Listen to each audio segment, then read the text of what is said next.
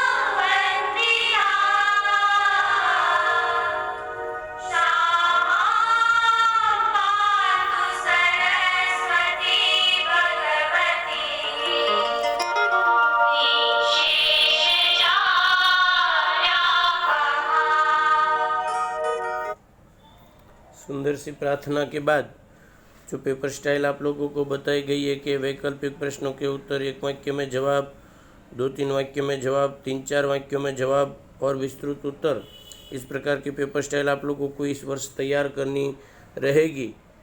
हमारा 7वां लेसन चल रहा था भारतीय अर्थतंत्र। भारतीय अर्थतंत्र के अंतर्गत बहुत सारी जानकारी हमने प्राप्त कर ली थी। उसके अंतर्गत हम लोगों ने चालू किया था विकासशील भारतीय अर्थतंत्र के लक्षण। उसके अंतर्गत आर्थिक वृद्धि, राष्ट्रीय आय में अलग अलग क्षेत्रों का योगदान, प्रति व्यक्ति आय तक का जो 3 मुद्दे हैं वो हम लोगों ने देख लिए थे। अब चौथा जो विकासशील अर्थतंत्र का लक्षण है उसके अंतर्गत रोजगार के क्षेत्र। अब उसकी जानकारी आप लोगों को भी मैंने दे दी थी कि रोजगार में 3 प्रकार का क्षेत्र है, प्राथमिक, औद्योगिक और सेवा। और प्राथमिक के अंतर्गत क्या लिखना है, उसमें किस किस का समावेश होता है, औद्योगिक में किस किस का समावेश होता है, माध्यमिक में और सेवा में किस किस का समावेश होता है। और उसके बाद 50, 51, 1991, 2001 और 2011 और 12 के आंकड़े की तालिका भी आप लोगों को इसके अंतर्गत लिखनी रहेगी। उसके बाद मैंने आप लोगों को इसका निष्कर्ष भी बताया था कि प्राथमिक क्षेत्र के अंतर्गत जो योगदान है 72.1, 10.6, 17.3, प्राथमिक क्षेत्र के अंतर्गत सन 91 में 66.9 और 12.7, ये सारी जानकारी ऑलरेडी मैं आप लोगों को बता चुका हूँ। अब आगे का जो टॉपिक है वो है आप लोगों का 5वां आधारभूत सुविधाओं में वृद्धि। अब आधारभूत सुविधाओं में वृद्धि का जो मुद्दा है उसकी अगर बात करूँ, हालांकि उसके अंतर्गत पहले तो परिभाषा लिख सकते हैं कि आधारभूत सुविधा अर्थात क्या, तो लोगों के काम को सरल बनाने का जो काम करती है वो है आधारभूत सुविधा, अथवा देश के विकास को गति देने वाली सुविधा अर्थात आधारभूत सुविधा। परिभाषा हुई कि देश के विकास को गति देने वाली सुविधा अर्थात आधारभूत सुविधा।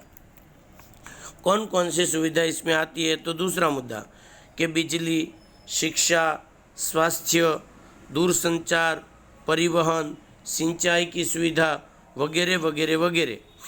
फिर से एक बार, आधारभूत सुविधा में कौन कौन, तो कि बिजली, शिक्षा, स्वास्थ्य, दूरसंचार, परिवहन, सिंचाई की सुविधा वगैरह। अब एक एक करके उसके बारे में देखते हैं कि भाई सिंचाई की सुविधा, तो उसी तरह आंकड़ों में आप लोगों को जाना रहेगा कि 50 से 51 में सिंचाई की सुविधा 22.6 मिलियन हेक्टेयर ज़मीन पर सिंचाई होती थी, जो 2012-13 में बढ़कर 63 मिलियन हेक्टेयर जितनी हो गई। अर्थात बुआई की जाने वाली 45% जमीन पर सिंचाई की सुविधा प्राप्त होने लगी।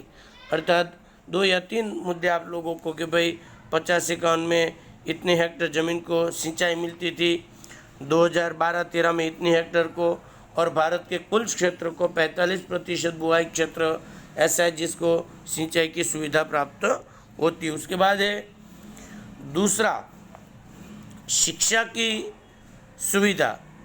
तो भारत में आज़ादी के समय में 20 विश्वविद्यालय और 500 कॉलेज थी। मतलब जब भारत स्वतंत्र हुआ तो 50-51 में हमारे पूरे भारत में 20 विश्वविद्यालय इनक्वल टू यूनिवर्सिटी और 500 कॉलेज थे, जो वर्तमान समय के अंतर्गत 35,000 कॉलेज किसके अंतर्गत FICCI ऑफ 12th प्लान के अंतर्गत, मतलब भारत में 35,000 कॉलेज का निर्माण हुआ और विश्वविद्यालय की संख्या जो 20 थी वो बढ़कर 719 जितनी हो गई।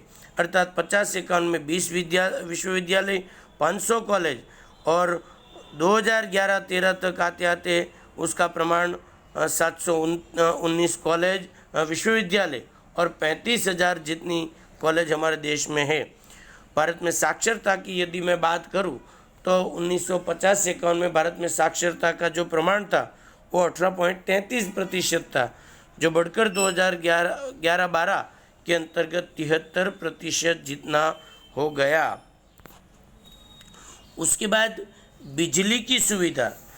तो भारत में उल्लेखनीय सिद्धि बिजली में भी प्राप्त की। कैसे सर? 50-51 में केवल 2300 मेगावाट बिजली का ही हम उत्पादन करते थे, जबकि 2011-12 में वो 2,43,000 मेगावाट जितना उत्पादन हो गया। अर्थात आंकड़े एक सिद्धि हासिल की, वाक्य प्रयोग, और दूसरा कितना, पहले 2300 मेगावाट था जो बढ़कर 2,43,000 मेगावाट जितना हो गया। उसके बाद सड़क की सुविधा। भारत विश्व में सबसे बड़ा रोड नेटवर्क वाला देश माना जाता है। मतलब विश्व में जिन देशों में सड़क ज़्यादा है उन ज़्यादा सड़कों वाले देशों में भारत का समावेश होता है। अगर भारत में सड़कों की लंबाई की बात करूँ तो वर्तमान में भारत में लगभग 65,000 किलोमीटर जितनी लंबी सड़कें दिखाई देती है। और 5वीं आधारभूत सुविधा है जिसका नाम है रेलवे की सुविधा।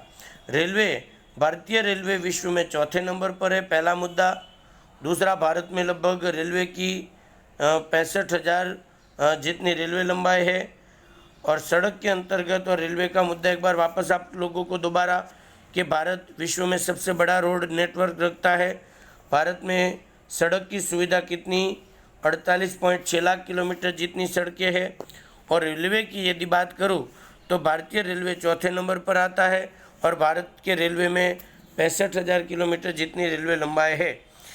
अंत में निष्कर्ष की बात करूं तो वर्तमान समय में भारत विश्व के द्वारा जारी किए गए 2014 के विवरण के अनुसार सम क्रय शक्ति के आधार पर विश्व की सबसे बड़ी अर्थव्यवस्था और तीसरे क्रम पर आने वाली अर्थव्यवस्था है, जो विश्व के अंतर्राष्ट्रीय तुलना ICP 2011 के राउंड में अमेरिका और चीन के बाद तीसरी विश्व की सबसे बड़ी अर्थव्यवस्था है। मतलब अमेरिका और चाइना के बाद भारत का तीसरा अर्थव्यवस्था में नाम आता है। भारत की अर्थव्यवस्था जापान की अर्थव्यवस्था से भी आगे निकल चुकी थी। आज जापान 4थे पर है, पहले वो तीसरे पर था। आज भारत तीसरे पर चला गया और जापान 4थे नंबर पर। और 2005 के सर्वेक्षण के अंतर्गत 10वें क्रम पर थी भारतीय अर्थव्यवस्था। अर्थात वर्तमान में भारत तीसरे क्रम पर आ गया है। इस प्रकार जैसे जैसे देश आगे बढ़ता जा रहा है भारत की अर्थव्यवस्था भी मजबूत बन रही है और उसका विश्व में तीसरा क्रम आना ये भारत की अर्थव्यवस्था की मजबूती का सबसे बड़ा उदाहरण है। उसी प्रकार अंत तक वीडियो को देखने के लिए आप लोगों का बहुत बहुत धन्यवाद। यदि वीडियो पसंद आए तो लाइक, सब्सक्राइब और शेयर करना ना भूलें। वीडियो से रिलेटेड कोई भी प्रकार की जानकारी हो तो मैं अर्शद जानी, आप मेरे नंबर पर 9825581539 फ़ोन करके आप कोई भी प्रकार की जानकारी प्राप्त कर सकते हैं। बहुत बहुत धन्यवाद। जय हिंद, जय भारत। अगला वीडियो हमारा स्वाध्याय का रहेगा, उसके अंतर्गत बात करेंगे। धन्यवाद।